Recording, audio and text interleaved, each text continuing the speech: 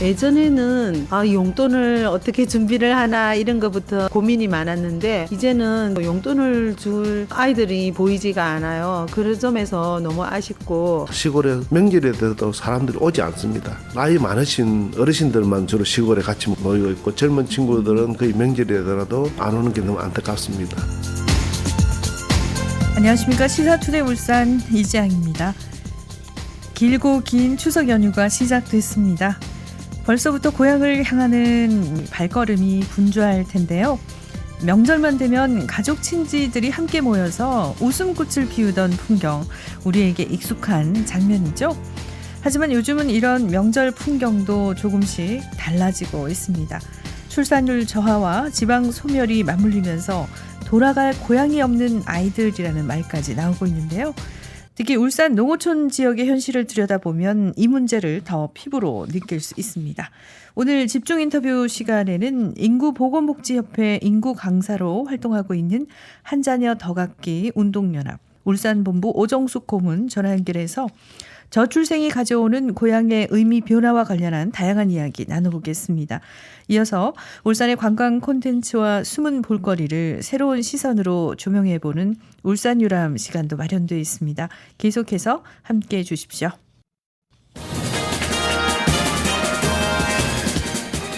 울산의 정치 이슈와 정책 현안들을 살펴보는 시간입니다. 정가 소식. 오늘은 진보당 소속 박문욱 울산 동구의원과 함께합니다. 전화 연결돼 있습니다. 의원님 안녕하십니까? 네, 반갑습니다. 네, 반갑습니다. 요즘 지역 현안들 가운데요. 가장 뜨거운 논쟁 중에 하나가 바로 울산 광역형 비자 문제입니다. 먼저 이 제도가 어떤 건가요? 청취자분들이 좀 이해하기 쉽게 설명해 주시죠. 네, 일감 감소로 어려움을 겪던 조선업계가 최근 잇따라 수주에 성공하면서 물량을 확보했습니다. 그런데 인력 부족을 이유로 이주 노동자들이 대거 투입되고 있는데요. 네. 정부가 조선업의 외국인 30%까지 고용할 수 있는 쿼터제를 허용하고 있기 때문입니다. 이런 정책은 기업과 정부, 울산시가 일방적으로 추진한 것이고 실제로 다수의 이주 노동자가 동구에서 일하고 거주하고 있습니다.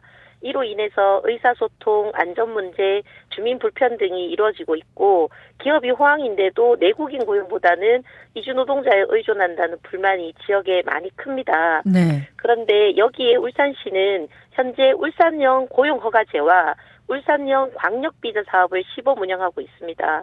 특히 광역비자는 우즈베키스탄, 태국, 베트남, 인도네시아 등 4개국을 대상으로 한국어 직무교육 등을 거쳐서 외국 인력을 협력업체에 투입하는 사업인데요. 네. 내년까지 수백 명이 도입될 예정이고 또 울산시는 이 제도를 확대해서 외국인 쿼터를 50%까지 늘리겠다고 밝힌 상태입니다. 근데 최근 동구 주민단체가 이 광역형 비자 확대에 반대하는 서명운동에 돌입했죠. 주민들이 가장 우려하는 부분은 어떤 건가요? 네, 첫째는 지금 또 조선업 이주 노동자가 30% 쿼터제로 많이 있는데 이걸 50%까지 확대한다는 데 대한 우려가 큽니다. 또 둘째는 광역형 비자가 들어오면 울산시가 기업에게 내국인 고용을 늘리라고 해야 할 사람들이 오히려 면제부를 주는 꼴이 된다는 겁니다. 그리고 또 하나는 이주 노동자를 지역사회에서 받아들일 준비가 제대로 안 돼 있다는 겁니다. 주민들 불편도 있지만 사실 이주 노동자들 입장에서도 주거, 교육, 문화 적응 같은 문제가 많습니다. 그래서 지역사회 적응이 쉽지 않을 거라는 걱정을 하고 계십니다. 네, 울산시는 조선업 인력난을 해소하기 위해서 정말 필요한 정책이라고 강조를 하고 있는데 박문욱 의원께서는 기업 특혜에 불과하다 이런 입장이시잖아요. 구체적으로 어떤 점에서 부정적인 영향을 미친다고 보시는지요? 네, 울산에 있는 기업이 힘들면 당연히 울산시와 동구가 나서서 도와야죠. 그리고 실제로 지금까지 그렇게 해왔고요. 예를 들어서 조선업이 어렵다고 해서 내국인 인력을 구하기 힘들다고 하면 회사 직업훈련원 교육생들에게 주력산업 우수 기능 인력 양성사업 훈련 장려비를 줬습니다. 교육기간 4개월 동안 매달 20만 원씩 2021년부터 지금까지 총 9억 2천만 원 넘게 지원했습니다. 네. 그런데 또 그렇게 직업훈련원을 나와서 협력업체에 취업을 해도 임금이 너무 낮으니까 금방 울산을 떠나버립니다. 그러니까 또 3개월 이상 고용이 유지되면 조선업 신규 취업자 이주 정착비로 1인당 매달 30만 원씩 1년 동안 지원을 했습니다. 이 예산도 올해까지 9억 8천만 원 넘게 들어갔습니다. 네. 그런데 이 비슷한 시기 이런 지원을 소상공인들은 생각도 못하는 거 아닙니까? 그 어려운 시기를 버티지 못하고 문 닫은 소상공인들이 얼마나 많습니까? 그런데 지금은 기업 스스로 조선업 호황이라고 말하고 있잖아요. 네. 이런 상황에서 내국인 고용 대책을 제대로 세우지도 않고 기업 이익만 앞세워서 이주 노동자 확대를 추진하는 건 문제라고 봅니다. 울산시가 세계 1위 조선기업한테 제일 먼저 해야 할 일은 광역형 비자를 늘리겠다는 게 아니라 내국인 일자리를 제대로 만들라고 요구하는 거라고 생각합니다. 네, 울산시가 주장하는 것처럼 단순히 외국인 노동자를 늘리는 방식이 아니라면 그럼 의원께서 생각하시는 조선업 인력난 해결의 근본적인 해법은 뭐라고 보시는지요? 예, 물론 이주 노동자 도입도 어느 정도 필요합니다. 그런데 지금처럼 잠깐 노동력만 가져다 쓰겠다는 단기적인 발상이 아니라 정주 여건을 높이고 인구 유입으로 이어질 수 있도록 지역사회랑 같이 가야 합니다. 아까 말씀드린 대로 이주 인력을 들여오는 주체가 조선해양플랜트협회인데 HD 현대중공업 같은 기업들이 이 협회 회원이에요. 이 협회에서 지난해 인력 현황 보고서를 냈는데 우리나라 전 산업의 평균 인력 미충원율은 8.2%인데 반해 조선업은 무려 14.7%로 2배 가까이 높았습니다. 그리고 이렇게 인력이 부족한 주된 이유의 42.4%가 사업체가 제시하는 임금이 구직자 기대에 맞지 않기 때문이라고 분석하고 있습니다. 네. 결국 기업 스스로도 인력난의 근본 원인이 임금 문제라는 걸 알고 있습니다. 네. 그래서 저는 노동한 만큼 정당하게 대가를 받을 수 있는 현장으로 바뀌어야 한다고 생각합니다. 그렇군요. 현재 주민 서명운동도 진행 중인데 앞으로 진보당 울산시당이나 박문호 의원께서 어떤 대응으로 준비를 하고 계신가요? 네, 저희 진보당은 이런 시민단체들의 주민들의 의견을 모으는 서명운동에 다른 정당보다 자주 함께하는 편입니다. 작년에는 김두겸 시장의 울산대학교병원 도심이전 반대 서명을 받았고 올해는 시내버스 노선 개편 반대 서명도 했는데 두 번 다 주민들이 엄청나게 참여해 주셨습니다. 이번 울산형 강력비자 확대 반대 서명도 반응이 폭발적입니다.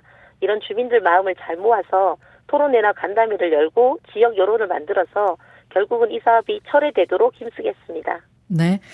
오늘은 울산형 광역비자가 지역사회에 가져올 우려점은 어떤 게 있는지 함께 짚어봤습니다. 정가 소식 지금까지 진보당 소속 울산 동구의회 박문옥 의원과 함께했습니다. 오늘 말씀 감사합니다. 네, 감사합니다.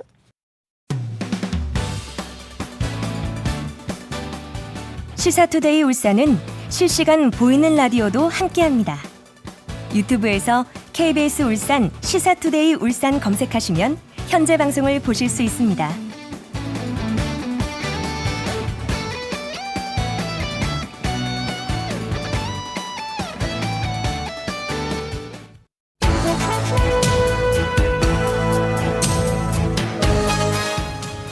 울산의 이슈와 인물이 한 걸음 더 깊게 다가서는 시간입니다. 집중 인터뷰. 매달 첫째 주 금요일은 저출생을 극복하고 출산 육아 제도를 보완하기 위해서 다양한 사회적 고민과 탐구를 이어나가는 시간인데요. 인구보건복지협회 인구강사로 활동하고 계신 한자녀 더 갖기 운동연합 울산 본부의 오정숙 고문과 함께합니다. 전화로 모셨습니다. 고문님 안녕하십니까? 네, 안녕하세요. 네, 반갑습니다. 네. 오늘은 추석을 앞두고 돌아갈 고향에 없는 우리 아이들이라는 화두를 던져봤습니다. 출산율 저하, 지방 소멸이 맞물리면서 생겨나고 있는 이런 현실 참 안타까운데요. 어떻게 네. 바라보고 계십니까? 네, 돌아갈 고향이 없는 아이들이라는 표현 정말 짠한데요. 네. 단순히 인구가 감소하고 지방이 소멸된다 이런 느낌을 떠나서 우리 사회의 어떤 정서적 기반이 무너진다 이런 느낌이 드는 얘기 같습니다. 네. 우리는 누구나 어릴 적에 놀던 곳에 대한 그리움이 있죠.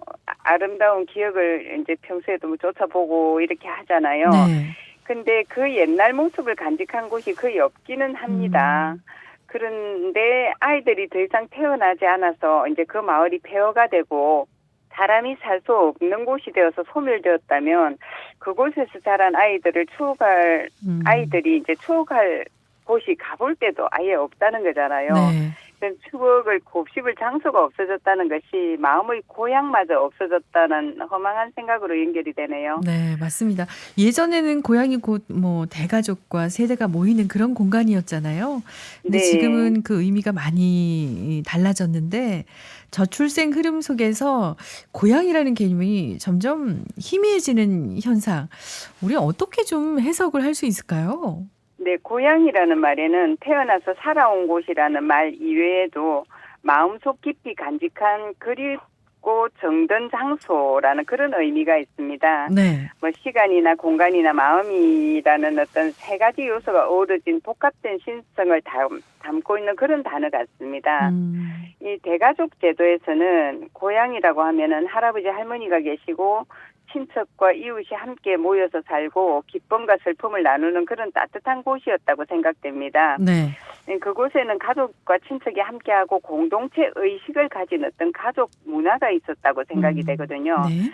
이 저출생과 핵가족화로 인해서 사회적 변화가 생기는 것은 고향의 의미가 좀 희석되고 결국은 공동체의 뿌리가 흔들리는 현상으로 이어진다고 볼 수가 있을 것 같아요. 네. 고향의 개념이 희미해지는 현상은 단순히 물리적인 공간을 넘어서서 공동체 의식이 개인주의 사고로 바뀌어가는 그런 사회 현상을 반영한 뭐 어떤 사회적, 심리적, 문화적 그런 해체를 의미한다고 생각이 됩니다. 네. 울산도 이 농어촌 지역에서 청년층 유출이 심각하지 않습니까? 네. 이 지역의 출산율과 공동체 유지에 어떤 영향을 미치고 있다고 보십니까?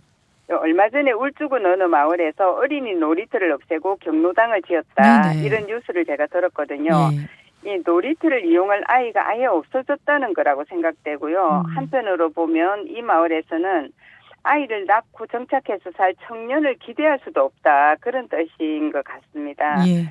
모르긴 해도 일자리며 학교, 병원, 문화시설 같이 젊은이들이 필요로 하는 도시 기반은 당연히 없을 것 같습니다. 네. 청년들은 기회가 되면 이 마을을 벗어나려고 하겠죠. 청년층이 떠나면 아이를 낳고 기를 수 있는 가임기 인구 자체가 줄어듭니다. 이것은 자연스럽게 출생아 수 감소로 이어져서 지역의 인구 구조를 좀 더 고령화시킬 거라고 생각이 들고요. 네. 청년 인구의 유출은 지역의 지속적인 가능성을 위협하는 핵심 요소가 될 것이고 지역 소멸을 예측할 수가 있다고 볼 수 있죠. 예. 추석 귀향길 단순히 이동을 넘어서 세대가 이어지고 또 공동체 소속감을 느끼는 그런 상징적인 장면이기도 하지 않습니까? 고향의 의미가 희미해지고 있는 데는 지역 인프라, 이 부족한 인프라와 생활권 불편함도 한몫을 하지 않을까 싶은데요. 농어촌 정조 여건을 개선하는 것 그리고 출산율 어떻게 좀 연결 지어볼 수 있겠습니까? 네, 지역에서 살기가 불편하면 청년들은 머물지 않고 떠납니다. 청년이 떠나면 출산율은 낮아질 수밖에 없고 네. 일자리라든지 교육, 의료, 교통 같은 기본 인프라가 갖춰줘야지 청년들이 이제 정착하고 가정을 꾸릴 수가 있거든요. 이 농어촌에 정착하였을 때 멋진 미래가 예상된다면 청년들이 농어촌에 정착하는 것을 망설이지 않을 거라고 생각합니다. 네. 정주 여건을 개선하는 것이 곧 청년들이 머물고 싶은 도시를 만드는 것이고 출산율 회복과 공동체 유지를 위한 전제 조건이라고 할 수 있을 것 같습니다. 맞습니다. 지방 소멸 위기 속에서 정부와 지자체가 어떤 대책을 좀 세워야 고향을 지키는 아이들을 늘릴 수 있을지도 좀 고민을 해야 되지 않을까 싶은데요. 특히 울산 지역 차원에서 필요한 지원은 어떤 게 있을까요? 네, 울산은 산업도시라는 특징을 가지고 있잖아요. 네. 기존 산업과 첨단 기술을 융합하는 그런 전략이 필요하다고 봅니다. 기존 주력 산업으로는 자동차, 조선, 석유화학 이런 거잖아요. 네. 근데 거기에다가 수소에너지, 인공지능, 뭐 로봇 같은 첨단 기술 산업이 이제 접목되면 새로운 성장 동력을 이제 확보할 수 있다고 봅니다. 네. 이렇게 되면 청년들이 매력을 느낄 수 있는 새로운 일자리가 창출될 것이고요. 또 교통 인프라를 확충하고 문화시설과 교육 환경을 개선해서 일만 하는 도시가 아니라 살고 싶은 도시 이미지로 좀 만들어 가면 좋겠다는 생각을 합니다. 안정된 일자리, 주거 지원 뭐 이런 게 뒷받침된다면 거기에다가 또 아이 키우기 좋은 교육이라든지 돌봄 환경 이런 게 갖추어진다면 이 부모님과 친구들이 살고 있는 고향에서 청년들이 살지 않을 이유가 없다고 봅니다. 네. 마지막으로 이번 추석을 맞이해서요. 우리 아이들의 미래, 고향을 지켜내기 위해서 꼭 전하고 싶은 말씀 부탁드립니다. 네, 지금은 우리 아이들이 살아가야 될 미래에 대해서 함께 고민할 때라고 봅니다. 아이들에게는 가까운 이웃과 작은 정을 나누는 일, 그리고 지역사회에서의 활동 같은 것들이 추억을 만들어준다고 봅니다. 추억을 함께 나눈 가족과 이웃, 장소, 이런 것에 대한 그리움은 고향으로 남는다고 생각이 들어요. 외국에 살면 저절로 애국자가 된다고 하듯이 네. 우리 아이들에게 고향은 늘 어머니 마음 같은 푸근함으로 다가올 것입니다. 이번 추석에는 품격 있는 가족 문화를 만들고 오랫동안 기억에 남을 추억거리를 만드시길 바랍니다. 네. 고향의 의미가 희미해지는 지금 저출생 문제, 우리의 삶의 터전과 공동체 지속성과도 맞닿아 있다는 점을 다시 한번 느끼게 됩니다. 저출생 문제를 극복하기 위해서 마련한 집중 인터뷰, 오늘은 저출생이 가져오는 고향의 변화와 관련한 이야기 나눴습니다. 한 자녀 더 갖기 운동연합 울산본부 오정숙 고문이었습니다. 고맙습니다. 고맙습니다.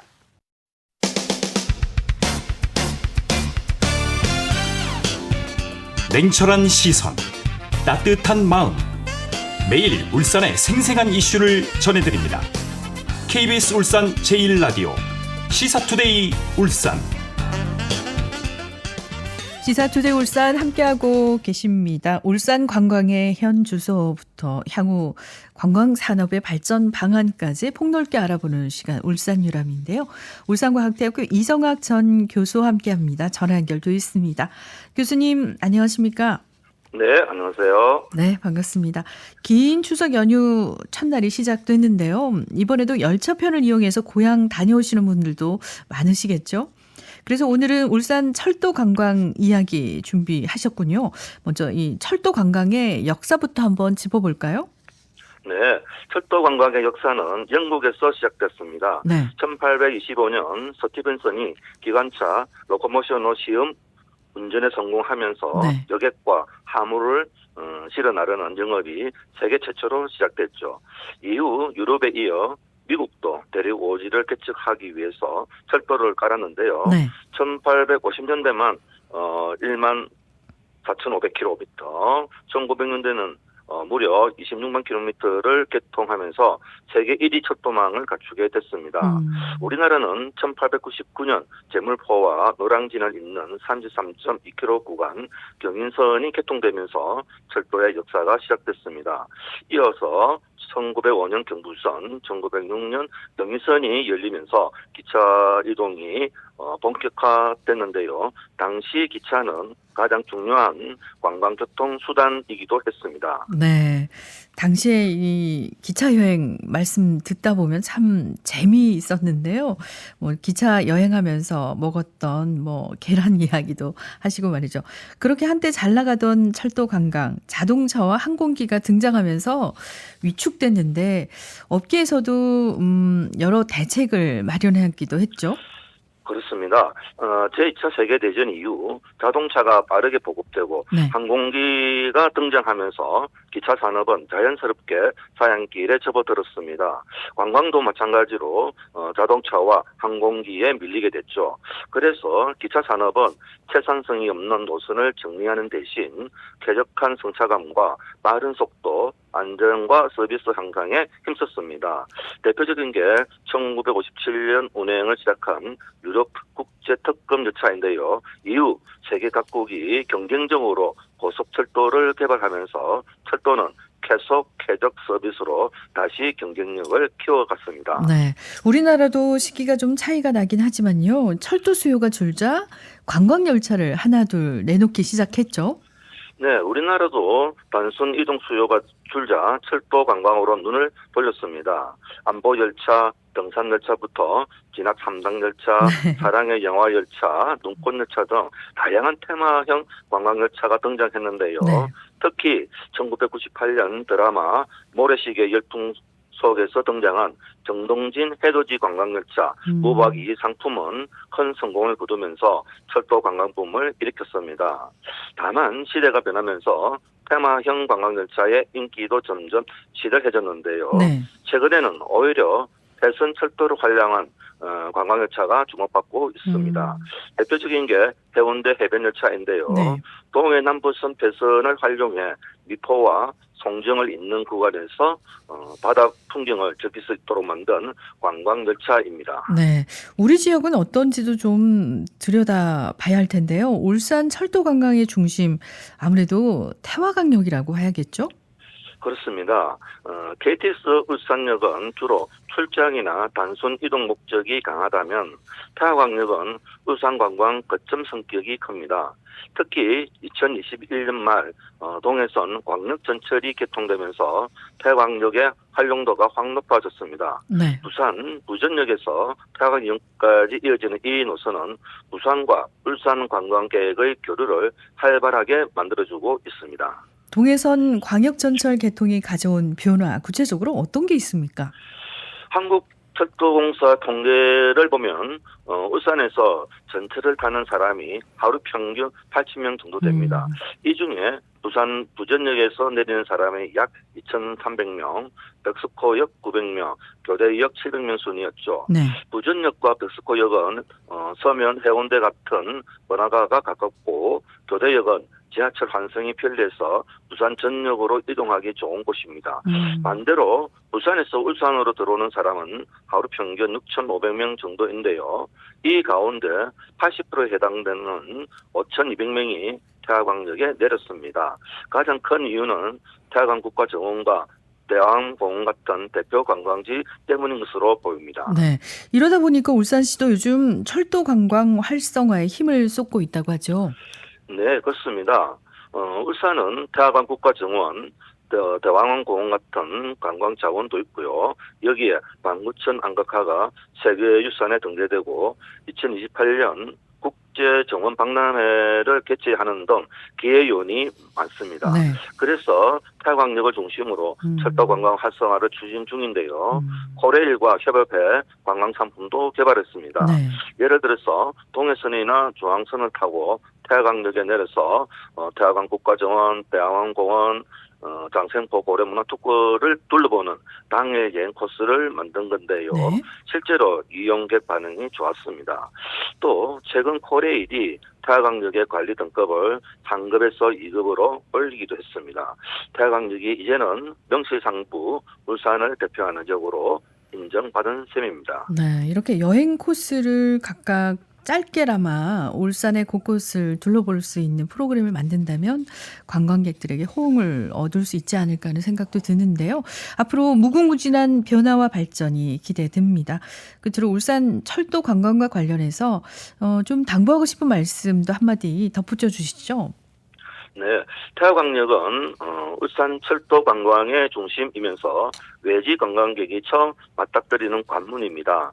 그렇기 때문에 편의시설과 접근성을 더 보완해야 합니다. 네. 특히 태화강역에서 울산 주요 관광지로 바로 연결될 수 있도록 시티투어 버스나 교통망 체계를 잘 갖추는 게 중요하다고 생각합니다. 맞습니다. 철도는 이동수단을 넘어서 여행 자체에 즐거움을 주는 매력이 있죠. 울산에서도 이 철도를 활용한 관광, 새로운 활로가 될 수 있기를 기대해 봅니다. 울산 유람, 오늘은 울산 철도 관광에 관한 다양한 이야기 나눴습니다. 울산과학대 이정학 전 교수와 함께했습니다. 오늘 말씀 감사합니다. 네, 고맙습니다.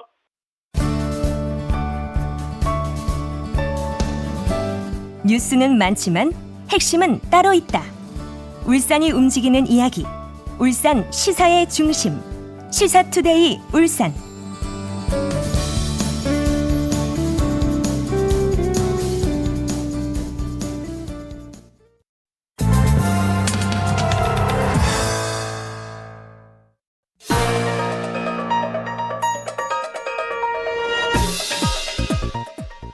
오늘의 브리핑입니다. 추석 연휴가 시작됐습니다. 이번 추석 연휴는 오늘 개천절을 시작으로 9일까지 모두 일주일이지만 금요일인 10일도 쉴 경우 일요일 12일까지 최대 열흘까지 휴무가 이어집니다. 울산의 300인 이상 기업들은 근로자 편의 제공이나 단체 협약과 취업 규칙에 따른 의무적 휴무를 이유로 12일까지 10일 휴무를 보내는 경우가 대부분입니다. 하지만 국내 기업 모두가 그렇지는 않습니다. 한국경영자협회가 전국 5인 이상 625개 업체를 대상으로 조사한 결과 추석 휴무 실시 기업의 절반 이상인 56.9%가 7일 동안 쉰다고 답했습니다. 10일 이상 쉰다는 기업은 20.1%, 전체 10개 기업 가운데 2곳에 그치는 겁니다. 연휴가 5일이라고 답한 기업도 8.8%나 됐습니다. 올해 추석 상여금을 지급할 계획이라고 응답한 기업 비중은 60.4%로 지난해 64.8%보다 줄었습니다. 또 기업 대다수는 지난 추석 때보다 경기 상황이 나아지지 않았다고 여기고 있다는 결과도 나왔습니다. 올해 추석 경기 상황을 묻자 지난해보다 악화됐다고 답한 경우가 전체 92.5%나 됐습니다. 황금 같은 연휴를 마냥 즐거워만 할 수만은 없는 기업과 근로자들의 상황에 조금 마음이 무거운데요. 하지만 어차피 주어진 긴 연휴, 새로운 출발을 위한 재충전 시간이라고 생각하고 마음껏 즐겨보시는 건 어떨까요? 이상 오늘의 브리핑이었습니다.